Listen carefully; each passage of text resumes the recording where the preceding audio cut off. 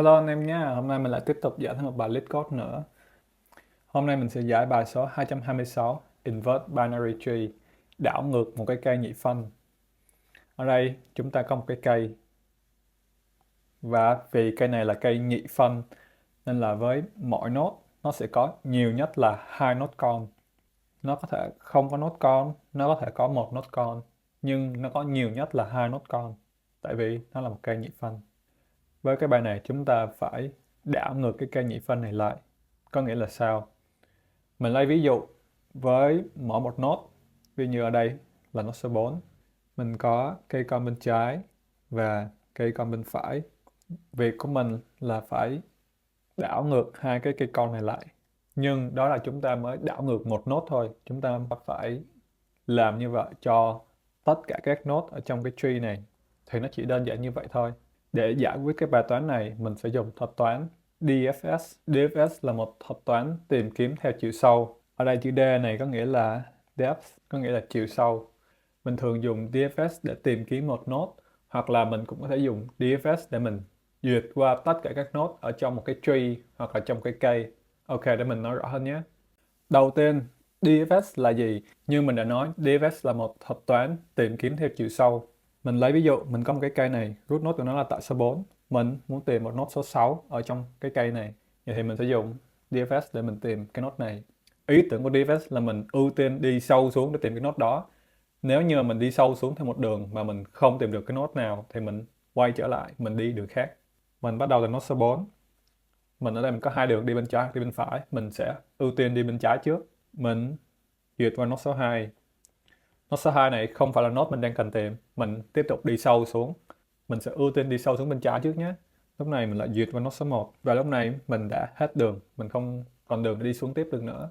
Mình quay trở lại node số 2 và mình đi đường khác. Mình cũng đi sâu xuống và mình duyệt qua node số 3. Node số 3 không phải là node mình đang tìm. Mình cũng quay ngược trở lại. Lúc này mình sẽ quay ngược trở lại node số 4 này. Mình đã đi bên trái rồi, bây giờ mình sẽ đi bên phải. Mình duyệt vào node số 7. Và node số 7 mình tiếp tục đi sâu xuống. Từ node số 7 mình tiếp tục ưu tiên đi sâu xuống. Mình sẽ đi bên trái trước nhé. Và lúc này mình gặp node số 6. Chính là cái node mình đang tìm. Thì mình sẽ kết thúc thuật toán. Tại vì mình đã tìm được cái node mình đang cần tìm rồi. Cái thuật toán DFS này, ngoài cách để mình tìm một node, mình có thể dùng DFS để mình duyệt qua tất cả các node ở trong một cái tree. Mình không muốn tìm node số 6 nữa, mà mục tiêu của mình bây giờ là đi qua hết tất cả các node ở trong một cái tree. Các bước cũng như hồi nãy luôn. Mình sẽ quay trở lại từ lúc mình ở node số 7 này. Mình sẽ tiếp tục đi sâu xuống. Mình đi sâu xuống, mình gặp node số 6. Mình duyệt vào node số 6. Và số 6 đã hết đường. Mình quay trở lại cái ngã rẽ gần nhất là số 7. Từ node số 7 mình lại đi đường khác. Mình duyệt qua node số 9. Lúc này mình đã đi hết tất cả các đường. Mình đã duyệt qua hết tất cả các node. Thì mình sẽ dừng thuật toán DFS. Và đó chính là cái cách để mình duyệt qua hết tất cả các node ở trong cái tree. Tuy nhiên ở cái bài lead code này, người ta không yêu cầu mình duyệt qua hết tất cả các node, mà người ta muốn mình đảo ngược cái binary tree mình đang có. Mình cũng sẽ sử dụng DFS để duyệt qua hết tất cả các node. Nhưng mỗi lần mình duyệt qua một node, mình sẽ đảo ngược cái node đó. Mình sẽ chạy thử nhé. Mình sẽ xuất phát từ node gốc là node số 4 này đây. Mình có hai subtree. Subtree bên trái và subtree bên phải. Thì mình sẽ đảo ngược hai cái subtree này lại. Các bạn để ý cái số 7 này đang ở bên phải, mình sẽ đưa qua bên trái. Và cái subtree node số 2 này mình sẽ đưa qua bên phải. Lúc này mình cũng thực hiện theo thuật toán DFS. Mình sẽ chọn đi sâu xuống theo hướng bên phải trước. Mình duyệt qua node số 7. Tại cái node số 7 này mình đổi chỗ hai cái subtree của nó. 69 sẽ biến thành 96. Và mình tiếp tục đi sâu xuống. Mình duyệt qua node số 9. Không có subtree nào hết. Ok, mình đi tiếp. Mình lại đi đường khác là mình duyệt qua node số 6. Node số 6 cũng không có subtree nào hết. Mình lại về node số 7. Về node số 7 mình đã hết đường. Mình lại về node số 4. Mình đi bên phải. Mình sẽ đổi chỗ hai cái subtree ở cái node số 2 là 1, 3 sẽ biến thành 3, 1. Mình lại đi sâu xuống. Mình duyệt vào node số 3. Sau đó mình lại duyệt vào node số 1. Lúc này mình đã duyệt qua hết tất cả các node.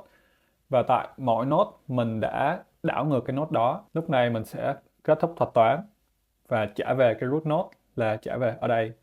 Chỉ đơn giản như vậy thôi. Bây giờ mình sẽ đi vô phần code nhé. Ok, bây giờ mình sẽ đi vô phần code của bài này thôi. Như thường lệ ở đây người ta đã định nghĩa sẵn một cái node, cụ thể là một cái tree node. Nó sẽ có value để mình lưu trữ cái giá trị, chính là những số 1, 2, 3, 4. Left là để chỉ đến cái nốt con ở bên trái và right là để chỉ đến cái nốt con ở bên phải. Mình sẽ sử dụng DFS. Mình sẽ có hai cách để mình code cái DFS này. Cái cách đầu tiên là mình sẽ dùng recursive. Có nghĩa là mình sẽ dùng truy hồi. Mình sẽ gọi hàm trong hàm. Mình có cái hàm invert tree, mình sẽ gọi lại chính nó ở trong cái hàm invert tree này. Khi mình dùng recursive thì cái điều quan trọng đầu tiên là mình phải có điểm dừng. Mình phải có một cái base case. Ở đây base case của mình là nếu như cái root này là no thì mình sẽ return chính nó hoặc là return no. Ở đây mình có thể ghi lại là if not root, có nghĩa là if cái root này nó no thì cái node hiện tại mình đang duyệt qua là cái node root, thì mình sẽ đổi chỗ hai cái node con của nó là root.left và root.right sẽ bằng root.right và root.left. Và tiếp tục mình sẽ đi sâu xuống, mình sẽ chọn đi phía bên trái trước. Mình sẽ gọi cái hàm invert tree này lần nữa và mình gọi trên root.left. Sau khi mình đã đi hết tất cả các con đường ở bên root.left rồi, mình sẽ đi những con đường ở bên root.right. Để mình đi qua lại một lần nữa nhé. Mình đang duyệt qua ở cái node root này, mình đổi chỗ hai cái node con. Và sau đó mình lại dùng DFS, mình đi sâu xuống và mình đổi chỗ những cái node ở bên root.left. Khi mà mình khám phá hết root.left rồi, mình lại đi sâu xuống và đổi chỗ những cái node trong root.right. Và cuối cùng mình chỉ việc return cái node gốc là return root. Mình sẽ submit thử nhé. Ở đây time complexity của mình sẽ là O of n và space complexity của mình cũng là O of n. Ok, thì cách này cũng khá là hiệu quả nha. Mình sẽ đi qua cách thứ hai là mình dùng DFS nhưng mà iterative. Mình không có dùng truy hồi nữa mà mình dùng một cái vòng lặp. Ok, để code được cách này thì mình cần có một cái stack. Cái stack của mình sẽ lưu trữ lại những cái node mà mình sẽ duyệt qua. Thì đầu tiên mình sẽ lưu trữ root. Mình sẽ có một vòng lặp while. Và điều kiện của nó là khi trong cái stack này vẫn còn những cái node để mình duyệt qua. Mình sẽ lấy cái node từ cái stack. Mình sẽ pop từ cái stack. Và lúc này mình đang duyệt qua cái node ở đây. Mình sẽ đổi chỗ hai cái subtree của nó. Node.left và node.right sẽ đổi lại cho nhau là node.right và node.left. Sau đó mình sẽ thêm hai cái node con này vô cái stack. Bởi vì mình không muốn thêm một cái node rỗng. Bởi vì mình không muốn thêm một cái node no vô cái stack. Mình sẽ check xem nếu như node.left, có nghĩa là nếu như cái node.left này nó không no, mình sẽ append vô cái stack. Và mình cũng làm tương tự cho node.right. Và cuối cùng mình chỉ việc return root. Mình sẽ chạy thử nhé. Ok, đây mình có một cái HK là nếu như ban đầu cái root này của mình là node rỗng, mình phải có một vòng if để mình check. Nếu như ban đầu nó là một cái node rỗng thì mình sẽ return no luôn, hoặc là return root luôn. Còn không thì mình sẽ thêm nó vô cái stack và mình bắt đầu thuật toán DFS. Mình sẽ chạy lại thử nhé. Ở đây time complexity của mình sẽ là O of n. Bởi vì mình có n node, mình đi qua n node, nó sẽ tốn O of n time. Và cái space complexity của mình sẽ là O of n. Để mình giải thích kỹ hơn về cái space complexity nhé. Tại sao lại là O of n?